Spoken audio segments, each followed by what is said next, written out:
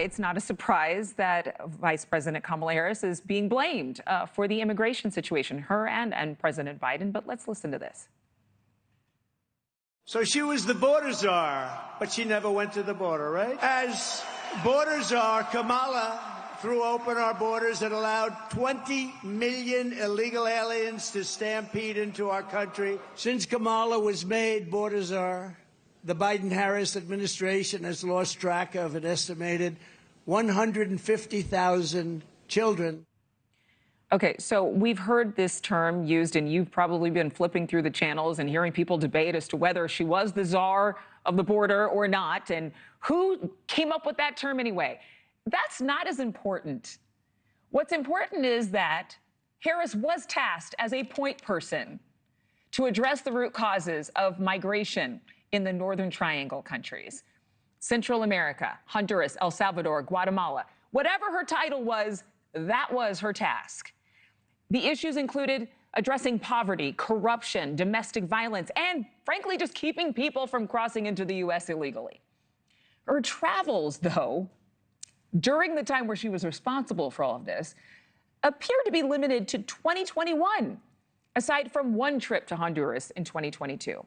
Now, as the presumptive Democratic nominee, unless we find out something new before the DNC, Vice President Harris does face mounting pressure on immigration, one of the top issues for voters this election. And a lot of people, especially fans of the Democratic Party and Vice President Harris, say, look at the numbers. Just in recent months, the numbers have gone down. Those encounters have gone down. We are joined right now by retired Border Patrol agent Sheriff Thaddeus Cleveland. Thank you so much for being here with us. And I know you have a unique perspective, being that you're from those communities most closely affected by migration or immigration. But these root causes, do you think that we're losing sight of the true conversation here? Instead of battling back and forth over what her title was, the point is she was tasked to help address immigration. And would you say that more could have been done? Hi, Adrienne, and it's good to see you again. And you couldn't be more right. She was tasked with the border back in March of 2021. I was still with the Border Patrol at that time and retired about a year later.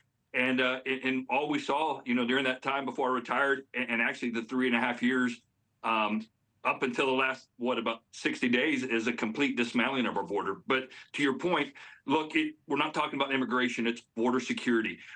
U.S. Border Patrol, we used to be, the immigration agents along the border. But after 9/11, we became all threats. We were there to stop all people that were bad and bad things crossing this border. Immigration, border security, two separate issues. And you have actually really dug in on this, that there is a security issue that has been eclipsed by the fact, oh, well, the numbers are down, oh, this, that, and the third, but fentanyl still up.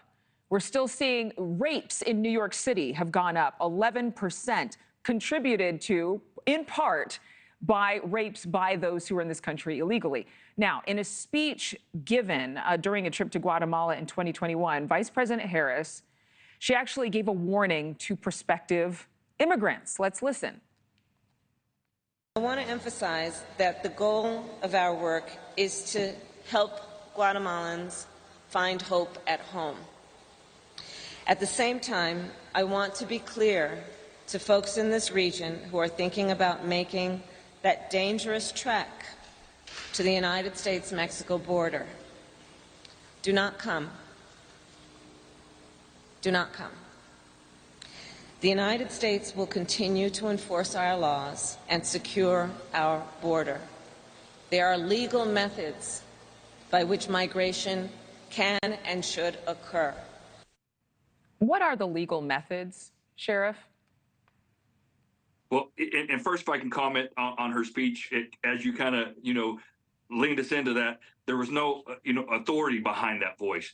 But when we start talking about, the Remain in Mexico policies that President Trump brought forth, the Northern Triangle focused on Guatemala, Honduras, and El Salvador that the Trump administration focused on.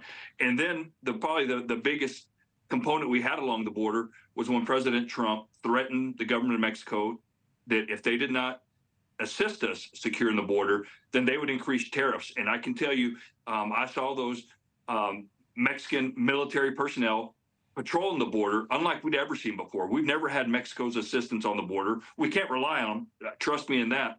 But they definitely did provide some assistance. And that's what we've seen here recently. Mexico's providing some assistance because they don't want to see President Trump come to the White House. They want to keep the borders open and allow not just their people, but other people to come to the United States. Thank you for watching. Go to newsnationnow.com to find News Nation on your television provider. And don't forget to click the red subscribe button below to get more of News Nation's fact-driven, unbiased coverage.